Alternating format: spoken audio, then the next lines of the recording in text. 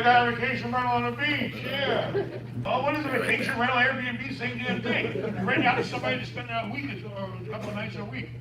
But you still gotta clean them, and you gotta make sure the pillows are nice, and you gotta make, put soap. Well, you're a smart guy. Make him clean it. Anybody else have anything? What's up? You talked about the market being an all-time high or high. What's your view on what the low is going to be like, commercial and also residential? Because interest rates are staying so low, and they're talking about today, I heard they're gonna drop another quarter point. Where's my banker rate? You heard that? Quarter point, baby. Lock me low. Right now, I can't predict the future, but all I can say is the numbers don't make sense on every typical deal that's out there. What I am seeing is cap rates are going up on gas stations. Well, electric car may have something to do about that. I thought about that. Last night, I saw a Lamborghini lose in a race on BBC. Why the English channel got all the good shit? Lamborghini against a Tesla, and it was like a cheap Tesla.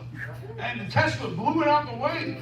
So I don't know, gas stations, everything's coming up, the cap rate's coming up on a lot of, stuff like that. Auto parts stores, you gotta be careful.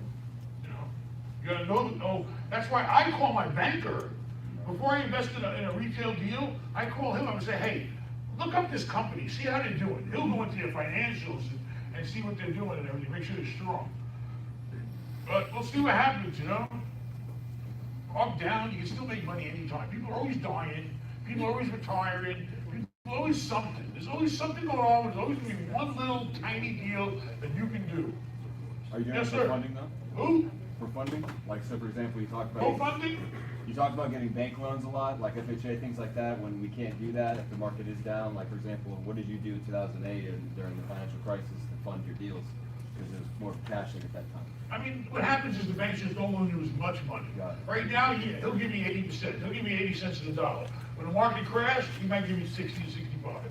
I mean, it's all a matter of balancing. Anybody, everybody, this guy here, this guy, he had a restaurant once in my neighborhood. Until the Board of Health closed it down. What do you do? I said, I love the food there. I actually bring a can of Raid with me because I'd spray the fucking roaches while I was eating. What's up? On your last recent video, you guys visited a Home Depot, and you were talking about how it was a triple net lease and how all your hard work led up to that. Is the triple net lease at your level the end goal in real estate? It's my way of retiring, okay? Because I don't need him, I don't need him, I don't need him, I don't need nobody. Oh, I got Home Depot, they pay me my money every month, they take care of everything.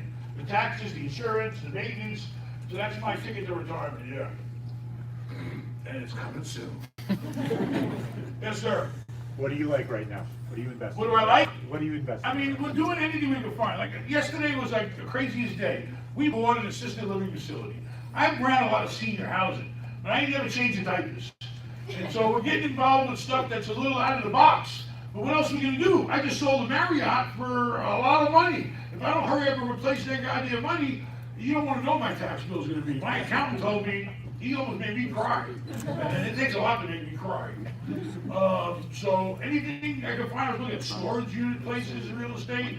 I looked at this ALF, I think we can make money on it. Hotels, apartments, whatever we can find. We're looking at shit we never, where did he go? There he is. We looked at shit the other day that we never think about buying in Plant City, broken down old crap. Because, it's a tough market. How about land? You buying any land? I can't buy land because I'm not a builder, and I like, the day I buy something, it's gotta generate income.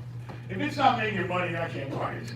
Because the day I buy it, I owe the bank, I owe the taxes, I owe the insurance, I owe the mortgage, I owe the utilities, I owe all that shit. So I need something coming in, I can't have this money going out. But everybody's got their own thing. I know developers that make tons of money. They buy land, but they're gonna go in and throw up a nice building. He just threw one up in Orlando, but he used my land. Okay. And your money. Anyway, big shot built some retail. 2 stores. But anyway, 4. land is good for people that know and have the ability to do so with it. You think you can flip it to a developer? I don't know. Land is where my leave. Because I need money coming in. And then my lawyer's got some land in Georgia, and he rents it out to cows. So the guy pays it and lets cows go over his land. That is making money, I can't knock it. Except he ran over a cow once when he was out there, it cost him $1,500, didn't it? Absolutely. Killed the fucking cow. And it wasn't even a car you were driving. You were driving, what do you call it, gators or something? That's how drunk these boys get in Georgia. And my sons can't wait to go there. You'll be there next week. Yes, anybody? Anybody? Jason.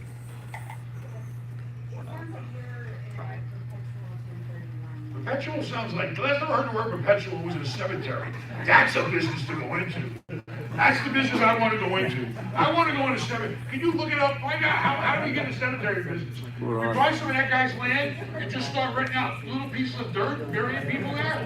That's got to be a great business. And you know what we'll do? We won't charge them a big $1,000, $2,000. We'll charge them by the month.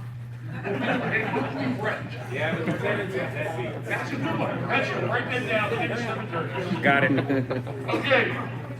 Where's my phone? Oh. Where's my phone, you guys? Oh, we're using it on YouTube Live. She's in Compton. I want to put Compton.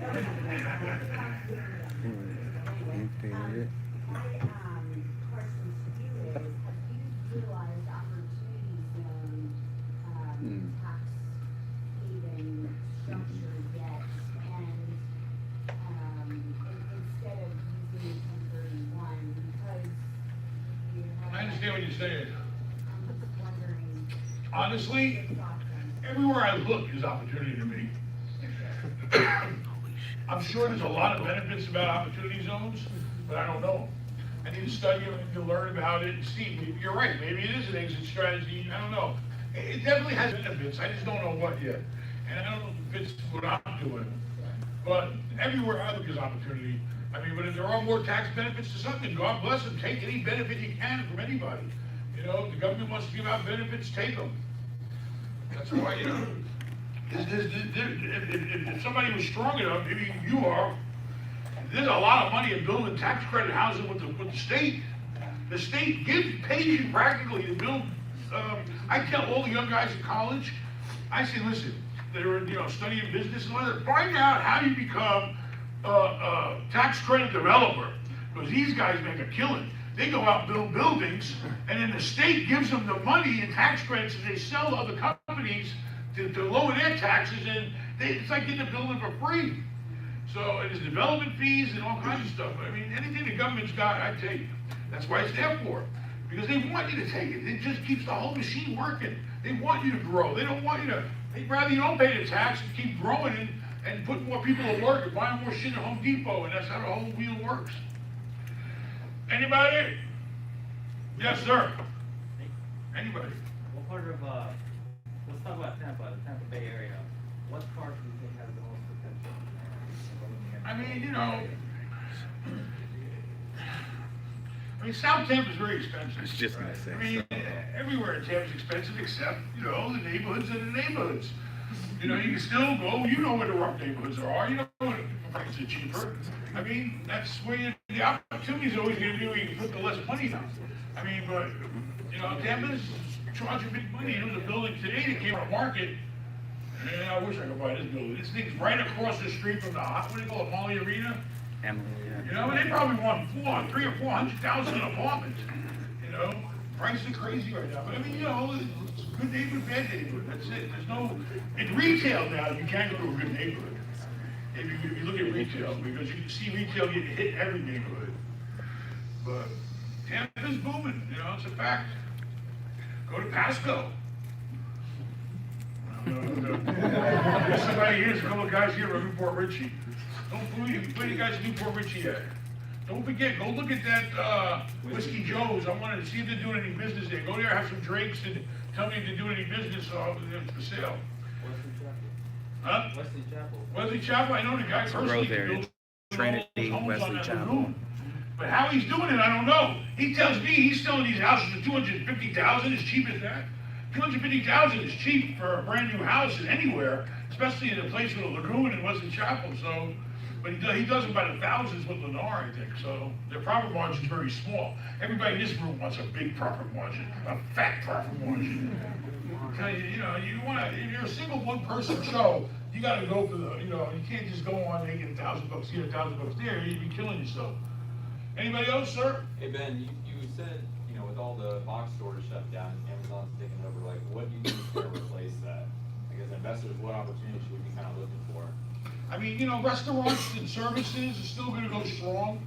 I mean, Amazon's gonna make a hit, and they're only gonna hit so hard. But on the other hand, I was looking at buying a damn Federal Express or something because, shit, Amazon needs people to move all this stuff around. I mean, so there's other businesses that maybe tie into it, I don't know. Maybe they'll invent a store where you can return your Amazon shit to, and maybe there'll be a business to that. I don't know. I hear Kohl's is doing it. Anybody? Yes, ma'am. What do you look for in your title company? What do I do? What? What do you look for when you're picking a title company? Well, I used to deal a lot with title companies in California.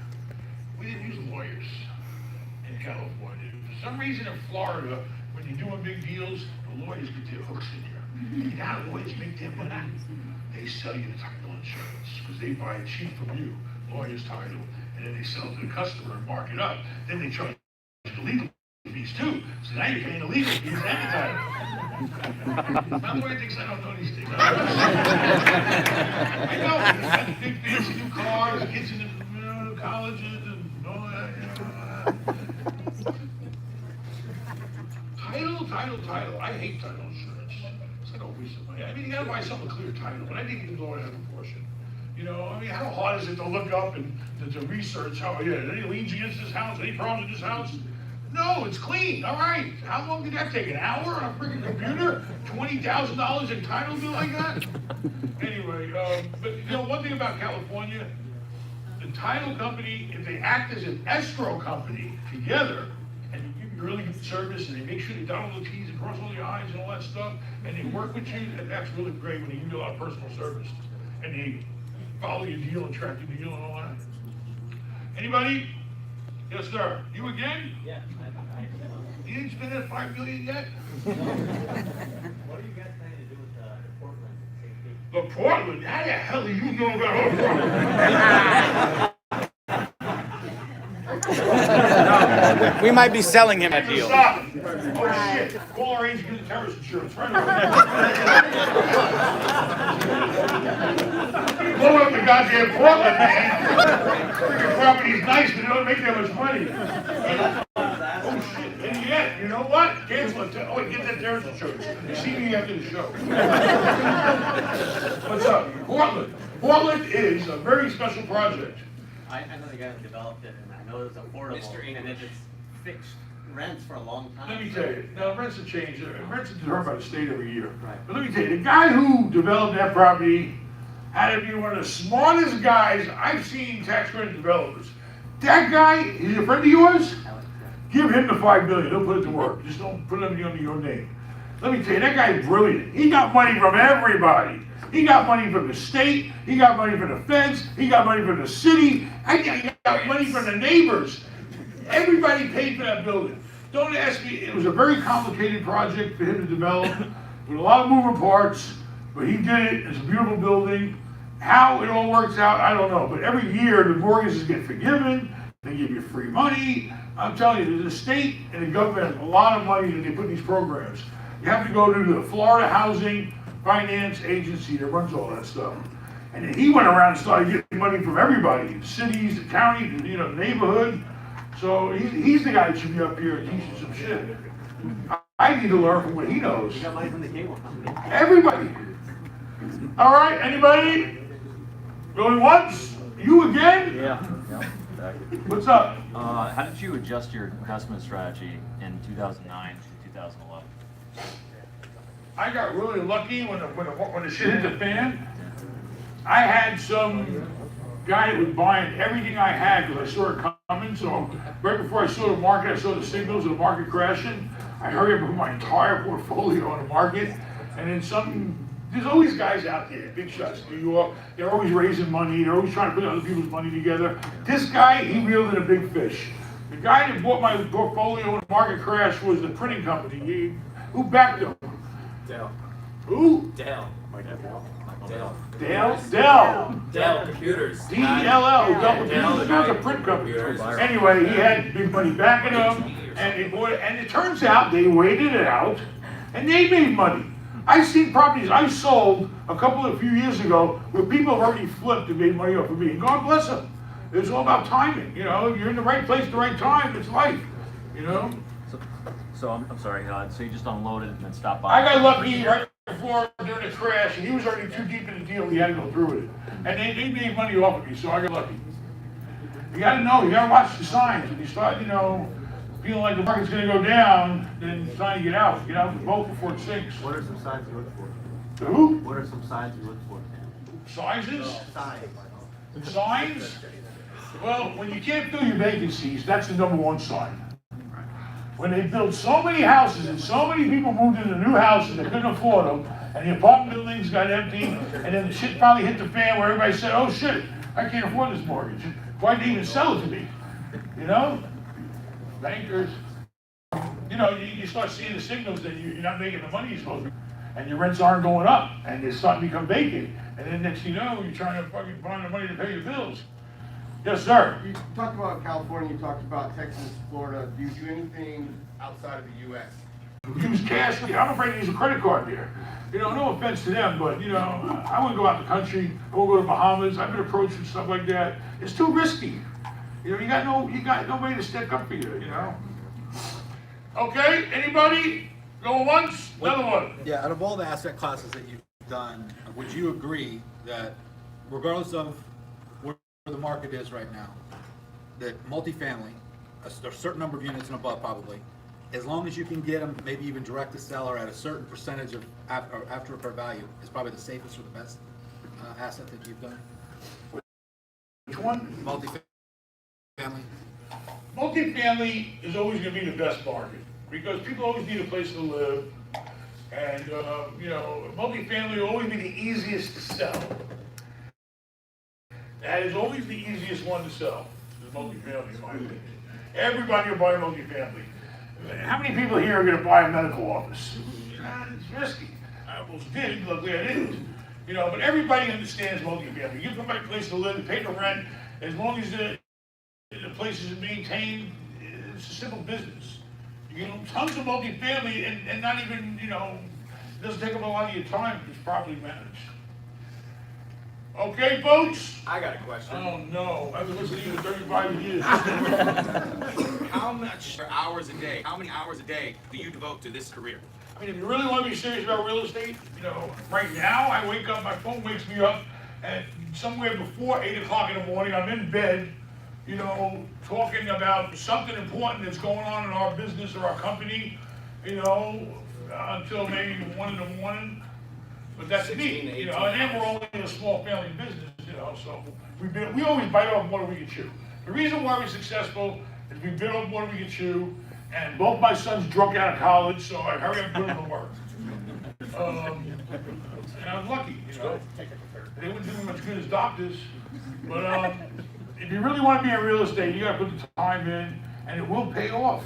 But find the right agent, find the right banker. Look for the deals yourself. Go on LoopNet. You know, everybody says it's where everything dies. Go on CoStar. Go anywhere. Go to every. Who is it? Tell me about looking for deals. Go to go to every broker there is. Go on their website and log in, and they'll send you the deals as they come up. They don't sit there and hold the deals. They're gonna put them out there. Go to Marcus and Millichap. Go to TBREIA. Go to Berkadia. Go to Colliers. There's a lot of them. JLL, or they're out of business. So HFM went to JLL, whatever. There's tons of brokers out there. And there's tons of more information out there. So look on your own, talk to every broker, call in a deal,